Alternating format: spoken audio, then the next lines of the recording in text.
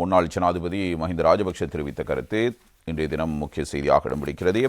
அதிகாரத்தை கைப்பற்ற எம்மிடம் திட்டம் உள்ளது என்பதாக முன்னாள் ஜனாதிபதி கூறியிருக்கிறார். எனவே அதிகாரத்தை கைப்பற்றுவதற்கு பெரிய திட்டங்கள் இருக்கின்றன. இந்த ஆண்டு அதிகாரத்தை கைப்பற்றுவோம், இல்லையா இந்த ஆண்டு அதிகாரத்தை கைப்பற்றுவோமா இல்லையா என்று குறிப்பிட முடியாது. அதிகாரத்தை கைப்பற்றுவதற்கு தயாராகவே இருக்கிறோம் என்பதாக முன்னாள் ஜனாதிபதி மஹிந்த ராஜபக்ஷ இந்த கருத்தினை இவ்வாறு முன்வைத்திருக்கிறார். இது குறித்து பொதுஜன பெரமுனவின் பத்திரமுல்லை தலைமை காரியத்தில் நேற்று திங்கட்கிழமை நடைபெற்ற மத வழிபாட்டின் பின்னர் ஊடகங்களுக்கு கருத்து வெளியிடும் போது அவரால் இந்த விடயங்கள் பேசப்படுகிறது.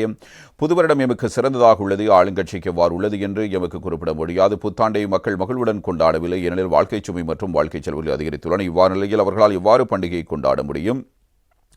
இம்முறை மே தினத்தை நாங்கள் கொண்டாடுவதில்லை. மே 1 போயா தினம் என்பதால் கூட்டங்களை நடத்தாமல் பூஜை வழிபாடுகளில் ஈடுபட உள்ளோம். அதிகாரத்தை கைப்பற்றுவதற்கு எம்மிடம் பெரிய திட்டம் உள்ளது. இந்த ஆண்டு அதிகாரத்தை கைப்பற்றுவோமா இல்லையா என்று குறிப்பிட முடியாது.